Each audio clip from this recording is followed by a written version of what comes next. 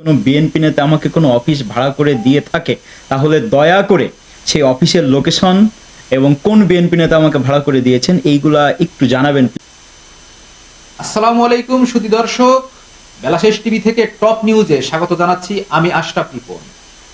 Khulna gazette নামে একটি online news portal Khulna জেলা বৈষম্য বিরোধী ছাত্র আন্দোলনের সংগ্রামী সদস্য সচিব সাজিদুল ইসলাম বাপ্পির বিরুদ্ধে একটি সংবাদ প্রকাশ করেছে, যেখানে কিছু তথ্য তুলে ধরা হয়েছে যার সাথে বাস্তবতার কোনো মিল খুঁজে পাওয়া যায়নি। আমরা খুলনা জেলা শাখার বৈষম্য বিরোধী ছাত্র আন্দোলনের অনেকের সাথে কথা বলে সত্যতা জানার চেষ্টা করলে আমাদের সাব জানিয়ে দেন এইটি খুলনা গেজেটের মন গড়া সংবাদ। গেজেটের প্রকাশিত সংবাদে আরো বলা হয়েছে, ভুক্তভোগীরা বিষয়টি বৈষম্য বিরোধী ছাত্র আন্দোলনের কেন্দ্রীয় আহ্বায়ক হাসনাত আব্দুল্লাহ এবং জাতীয় নাগরিক কমিটির মুখ্য সংগঠক সার্জিস আলমকে অভিহিত করেছেন। কিন্তু আমাদের বেলাশেষ প্রতিনিধি ওনাদের সাথে যোগাযোগ করলে বিষয়টি ওনারা অবগত নয় বলে জানিয়ে দেন। আমরা এতগুলো অসঙ্গতি পাওয়ার কারণে সঠিক তথ্য উদ্ঘাটনের জন্য পৌঁছে যাই সাজিদুল ইসলাম বাপ্পির ব্যক্তিগত অফিসে। বাপ্পি ভাই, আপনার বিরুদ্ধে খুলনা গেজেট থেকে কিছু এলিগেশন নিয়ে এসে তাদের অনলাইন পোর্টালে কিছু সংবাদ প্রকাশ করেছে। এলিগেশনগুলো হচ্ছে চাঁদাবাজি, চেম্বার অফ কমার্স থেকে আপনি টাকা বিনিময়ে এখানে তাদের কমিটি ভেঙেছেন এবং অনেককে নিয়োগ দিয়েছেন।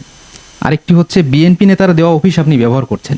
এই বিষয়ে একটু বিস্তারিত আপনি আমাদেরকে বলবেন যে কেন আপনার বিরুদ্ধে এলিগেশনগুলো নিয়ে আসা হয়েছে। জি, থ্যাংক ইউ।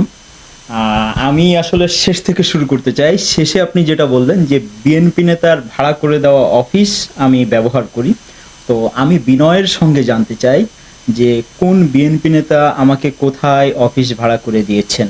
আমি খুলনা গেজেটের একটা ফটো কার্ড আমি আর কি দেখলাম, সেখানে তারা বলেছে যে আমার বিলাসবহুল অফিসের কথা। তো এটাই আমার অফিস এবং আমার অফিস কতটা বিলাসবহুল সেটা আপনারা তো দেখেই গেলেন। আমি আশা করব আপনারা আমার অফিসের ছবি উঠাই নিয়ে যান এবং আমার অফিস কতটা বিলাসবহুল সেটা আপনারা খুলনাবাসীকে দেখান, সেটা আপনারা মানুষকে দেখান। এবং আমার এই অফিসটা হচ্ছে আমার পৈতৃক সম্পত্তির উপরে নির্মিত অফিস।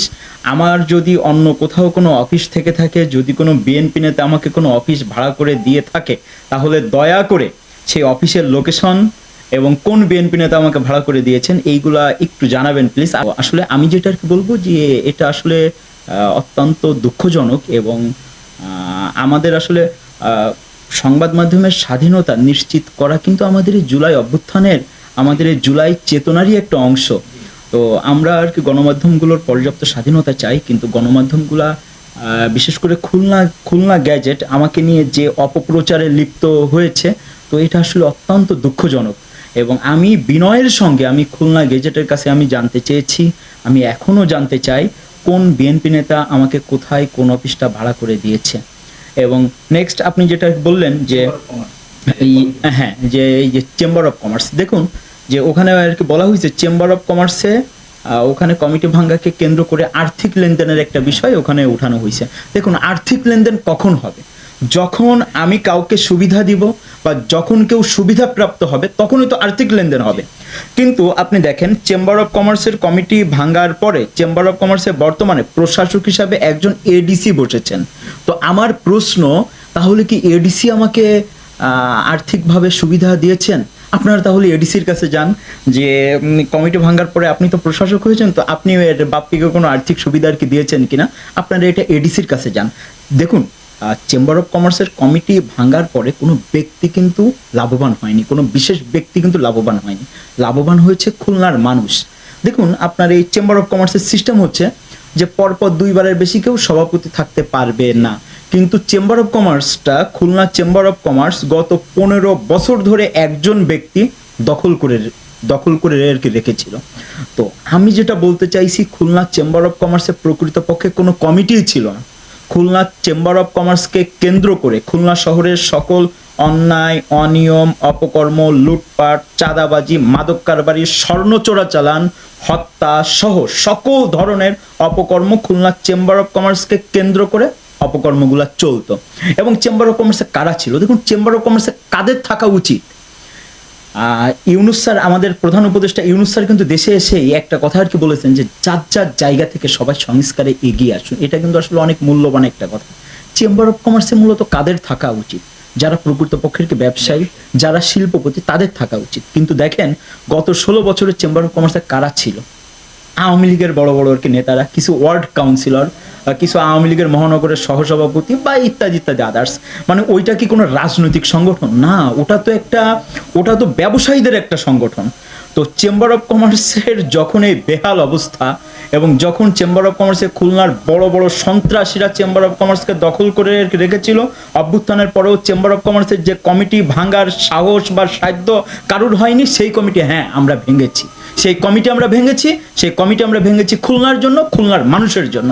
এবং এইখানে যদি কেউ উপকৃত হয়ে থাকে, উপকৃত হয়েছে খুলনার মানুষ, এবং প্রত্যক্ষভাবে উপকৃত হয়েছে যে এডিসিকে প্রশাসক হিসাবে বসানো হয়েছে। তো এখানে কে আমাদের অর্থ দিবে সেটা আপনাদেরই খুঁজে বের করার অনুরোধ রইল। এবং আরেকটা কথা হচ্ছে, বিভিন্ন জায়গা থেকে আপনার এই যে চাঁদা নিয়েছে, নৌ পরিবহন থেকে যে কথাগুলো বলা হয়েছে, এইটার কি কোনো জবাব চেয়েছেন আপনি? খুলনা গেজেটের কোনো জি, আমি খুলনা গেজেটে আমি একটা প্রতিবাদ লিপি পাঠিয়েছি, এবং আমি অত্যন্ত বিনয়ের সাথে আমি তাদের কাছে জবাব চেয়েছি। এবং আপনি যে কথাটা বললেন নৌ পরিবহনের কারুর সাথে আমি কোশ্মিন কালেও বসি নাই, নৌ পরিবহন মালিক সমিতির অফিসে আমি কোশ্মিন কালেও যাই নাই, এটা সম্পর্কে আমি অবগতই না।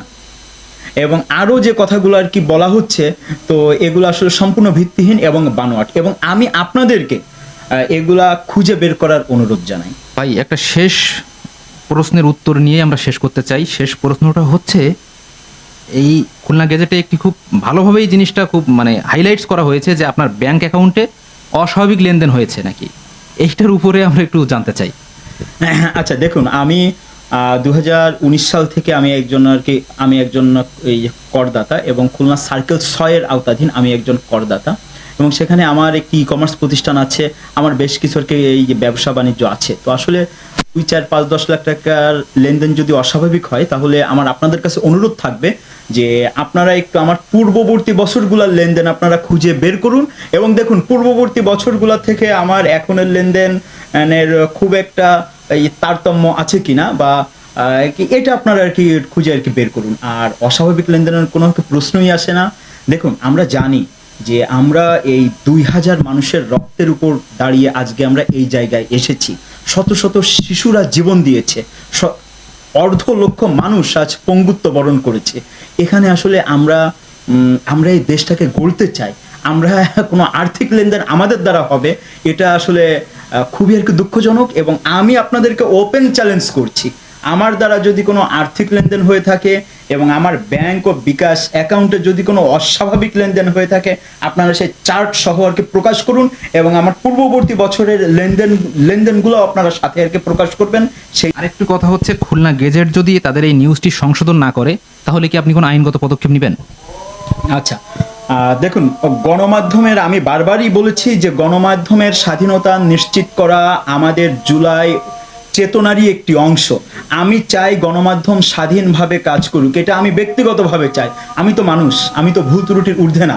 আমি যদি কোনো ভুল করে থাকি, গণমাধ্যম সেটা প্রকাশ করুক, সত্যটা গণমাধ্যম তুলে ধরুক, আমাকে আইনের মুখোমুখি হওয়ার জন্য যা যা করার গণমাধ্যমের যেটা কাজ সেটা তো অবশ্যই করতে হবে।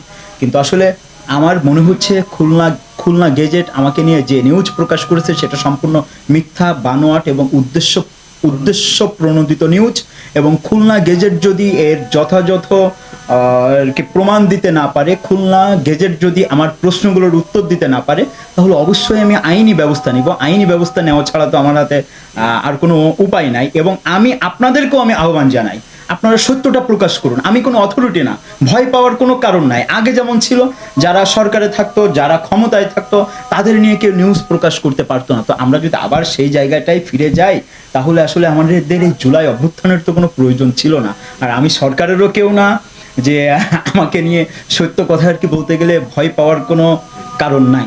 তো অবশ্যই আমি এটা আপনাদেরকেও আহ্বান জানাই, আপনারা সত্যটা তুলে ধরুন। এবং খুলনা গেজেটকে আমি বিনয়ের সাথে অনুরোধ জানাই, আপনারা সত্যটা প্রকাশ করুন, এবং আপনারা তথ্য প্রমাণ সহ উন্মুক্ত প্ল্যাটফর্মে আপনারা প্রকাশ করুন যে বাপ্পি অমুক বিএনপি নেতার অমুক অফিসটা বাপ্পি ব্যবহার করতেছে, বাপ্পি এত তারিখ থেকে এত তারিখ পর্যন্ত ব্যাংকে এত টাকা আর কি লেনদেন করছে আর কি, যেটাকে আমরা অস্বাভাবিক বলছি। সত্যটা আপনারা উন্মুক্ত প্ল্যাটফর্মে আপনারা আর কি তুলে ধরুন, আমাকেও আর কি বলতে হবে না।